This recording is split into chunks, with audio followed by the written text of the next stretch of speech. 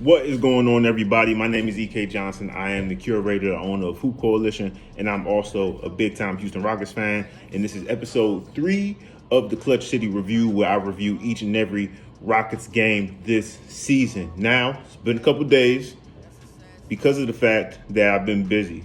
You know, I have a lot of work that I have to do outside of this and everything like that, family, stuff like that. So I wasn't able to come with an immediate reaction following our 106-95 loss to the Golden State Warriors on Sunday. However, I'm going to get into that a little bit and also preview our upcoming game tonight versus the Charlotte Hornets. Before I do all that,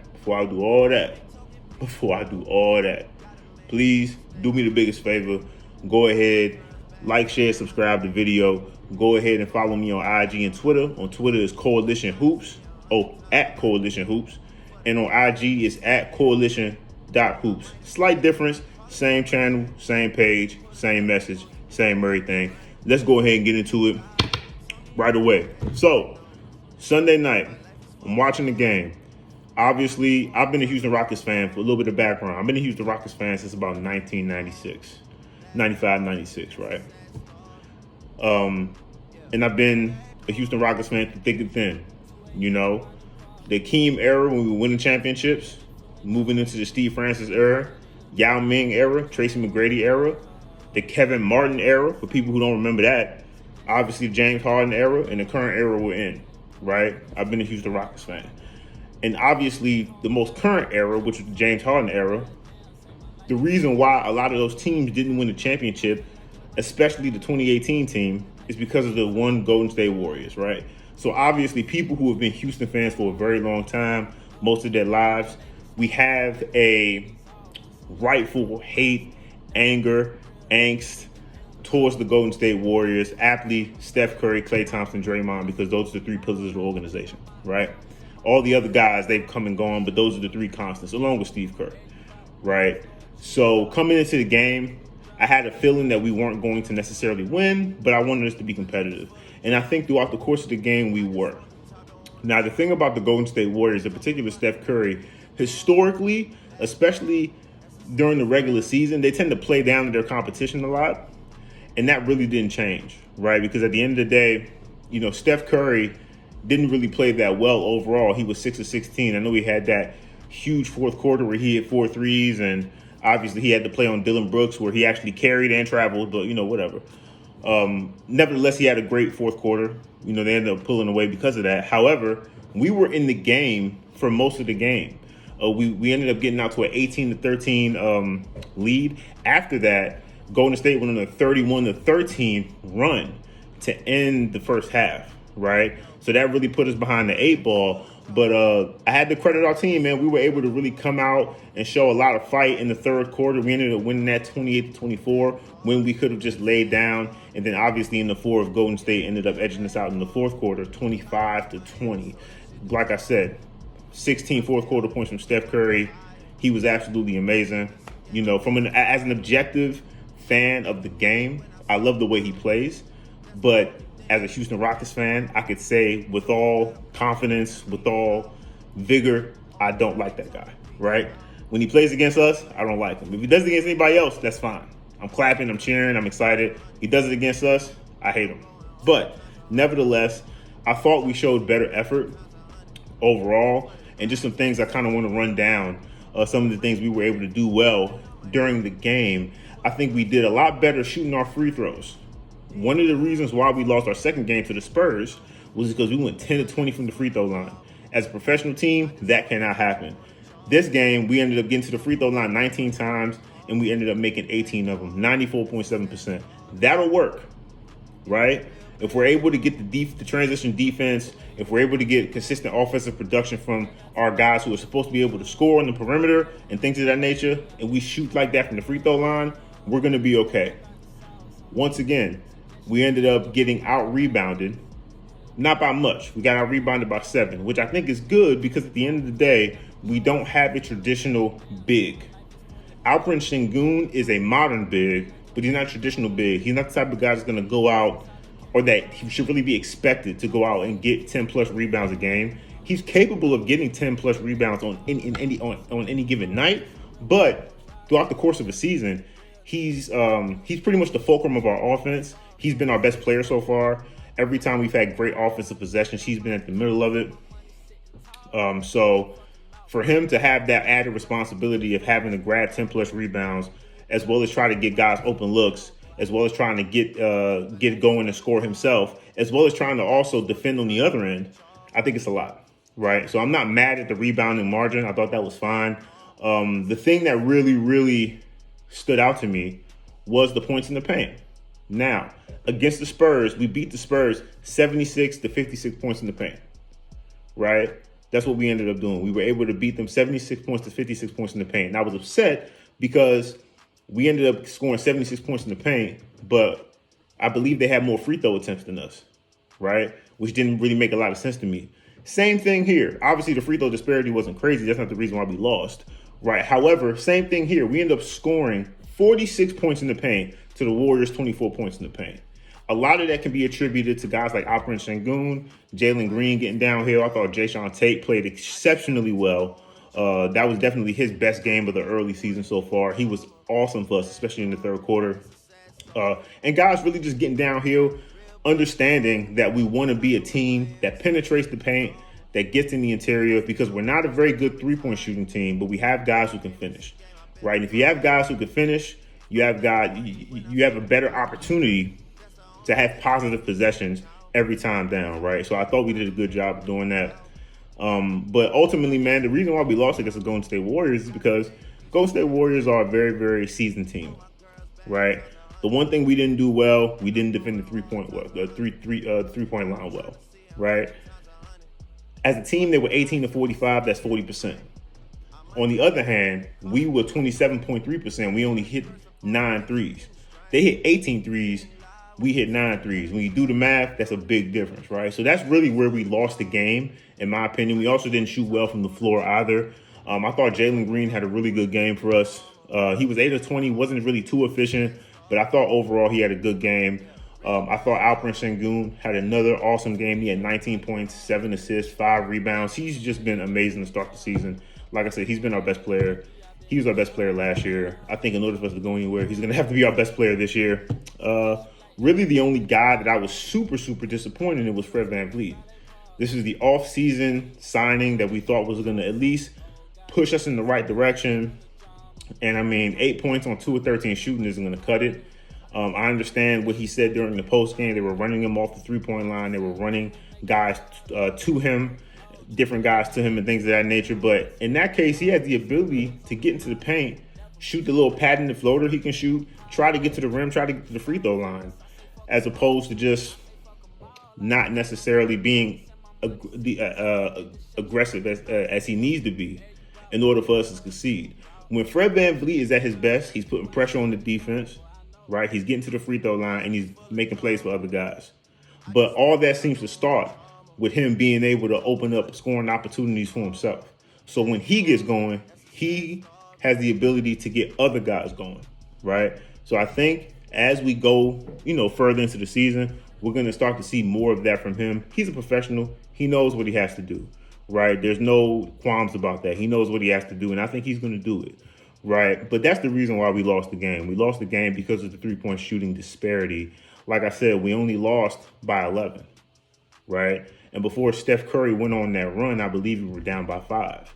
So we were very much in the game. And when you look at what Golden State was able to do, outside of Steph and Curry shooting 6 of 14 from 3, which is amazing, right? All of his made field goals were from the three-point line. Andrew Wiggins had a pedestrian game, 4 of 10, 13 points. Pardon me. Draymond Green didn't play particularly well. Kevon Looney had 11 rebounds. That'll get it done. Klay Thompson had his best game of the season, 19 points, 7 to 12 from the field. And then you had guys coming off the bench like Gary Payton II, who had three threes. Gary Payton II hits 3 threes on you. I mean, hey, you got to dare him to shoot him because he's not known for that, right? And maybe, I don't watch Golden State a lot, but as the season progresses, maybe teams will start to respect that more. Maybe that's something he worked on in the offseason. I don't know. But nevertheless, I thought we gave good effort. I know as a Houston Rockets fan, the history there would make one to believe that, we're just frustrated and we're so mad and we can never beat Golden State and things of that nature. We are in a rebuilding process going up against a team that is trying to win a championship. We're nowhere near a championship, nowhere near it. So the fact that we stayed in the game with them for that long, even with that Steph Curry play getting circulated to him, basically making Dylan Brooks jump for joy. Once again, he did travel. Pardon me, sorry about that. Once again, he did travel, and he did put the ball on his hip and carry it, like really carry that jump. However, that doesn't matter. Fact of the matter is, Steph Curry showed up when they needed him to show up. And we really don't have that yet, but I think we're working towards that, right? I think we're working towards that. So obviously that makes us 0-3, not the greatest start, right? But at the end of the day, it's growing pains, and the young team is going to have to learn to grow through those things, right? Through experiences like what they experienced Sunday, right? And now, fast forwarding, we play tonight, and we play the Charlotte Hornets, right? Little bit of history. The last time we played the Charlotte Hornets, Jalen Green had 41 points in a win. This was late last year, right? So I think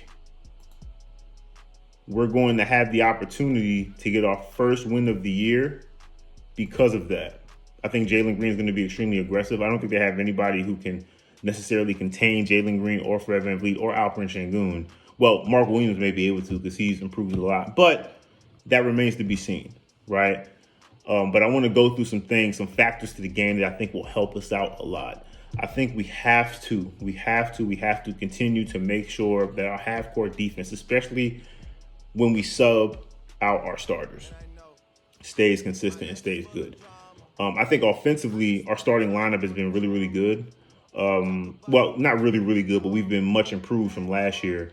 However, our bench hasn't necessarily been the greatest offensively. And I think in order for us to take that next step, we need to get more consistent play out of our bench. Whether that be, playing Cam Whitmore more, right? I think he deserves more minutes, right? Because he showed a lot of flashes during Summer League and things of that nature. Whether it means, playing Boban a little bit more. Obviously, we don't have Jock Landale. We don't have Tari Eason. So we really can't get a real sense of what our bench can be until we get those guys back, right? So that's the first thing. The second thing is, when I'm looking at Charlotte, Terry Rozier is having another, pretty solid season for himself, averaging 22.3 points per game to start the year. Then you got, like I said, Mark Williams, who's been awesome for them, averaging 8 and 6. He's a burgeoning big man that I think he's going to make a lot of noise for Charlotte for years to come. He's just going to continue to get better. And then obviously LaMelo Ball. Obviously he's always an X factor, right? He may not be their best player right now, meaning he's not playing the best out of them right now, but he's their best player, right? And then you have high draft pick Brandon Miller out of Alabama. He's liable to go off on anybody. He's a scoring machine. He can score whenever he wants to. So they got some pieces. But I think the thing we need to do, we need to make sure we out-rebound the Charlotte Hornets or keep the rebounding margin close.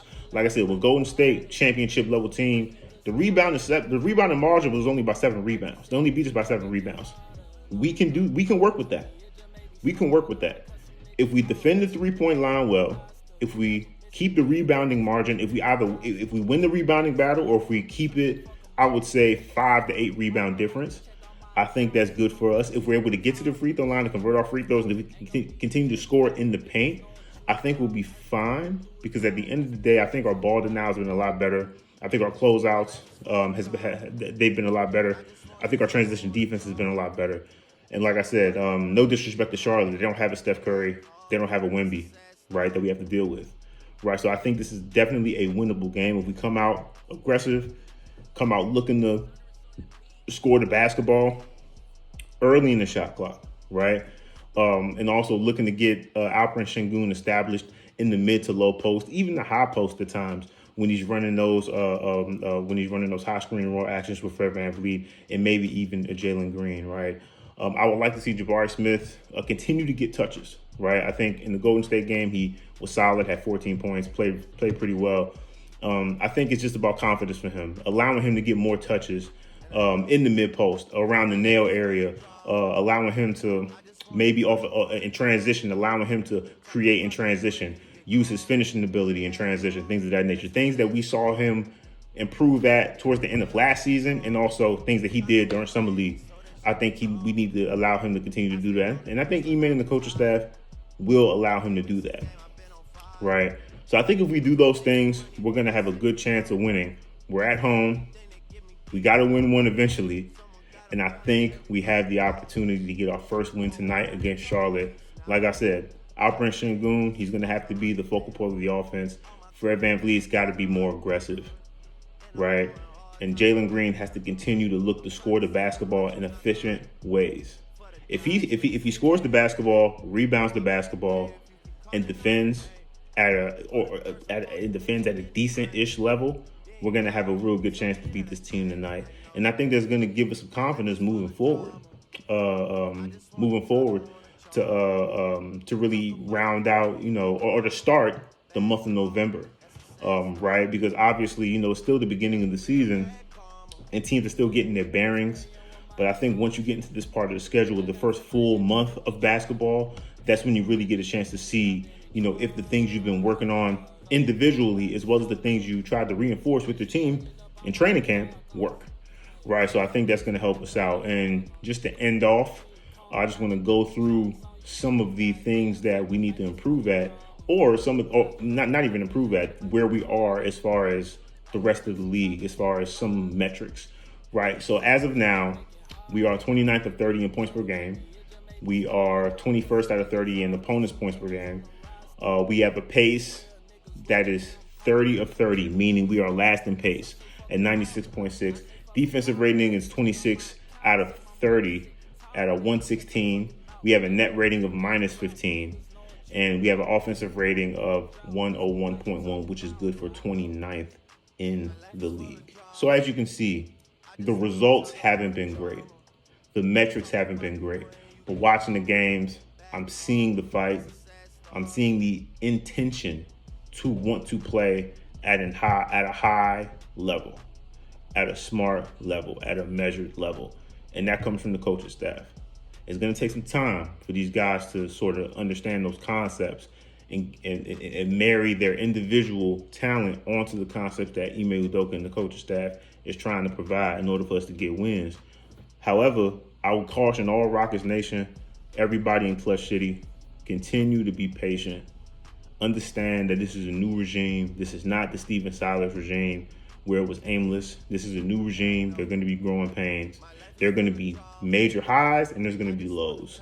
And I think the best thing for us to do is to try to be even keel, to stay neutral with everything, right? And if we do that, I think we'll be fine moving forward. Like I said, I predicted this team was going to win 38 games. I'm not moving off of that. I think we're going to get better as the year progresses and goes along. When teams start to coast mid-season, we're talking about early January, February, before the All-Star break, that area, I think that's when we're going to start to get really, really, really noticed for how well we play on the road and at home. And we're also going to get some signature wins during that time. That's just my prediction, right? So with that being said, we lost to Golden State. Everybody in Clutch City pretty much hates Steph Curry and the Golden State Warriors. That's understandable. Really the only fan bases of teams that have any legitimate gripe or reason to hate Steph Curry and the Golden State Warriors are Houston Rockets and the Cleveland Cavaliers. And if you don't know why, do your Googles, do your research. I'm not going to go over the history with y'all because it's just too painful. At least from a Rockets fan perspective, it's just too painful. But with that being said, I hope you guys have a wonderful day. Once again, I'm going to try to do these videos for every game. I'm going to do a post-review video detailing the results of the Charlotte game tonight. Hopefully, we're able to come out with the dub. But even if we don't come out with the dub, I'm still going to be here, still going to give my review, still going to give my opinion. Once again, I thank you guys so much. For anybody who watches what I have to say about the Houston Rockets, thank you guys so much as I continue to grow this platform, not only for myself, not only for Rockets fans, but really for basketball fans. because at the end of the day, it's a game we love. It's a game we cherish. It's a game that means a lot to us. And all we want to do is continue to watch it the way we want to watch it and continue to root for the teams we want to root for. But over here, it's all about Clutch City. We're going to get this win tonight. We're going to get this win. I'm putting the positivity out there. So you guys take it easy. Once again, before you go, like, share, subscribe. Also follow me on IG at Coalition Hoops, and also follow me on Twitter. Follow me on IG at coalition.hoops, and follow me on Twitter at Coalition Hoops. Please. Thank you. Love y'all.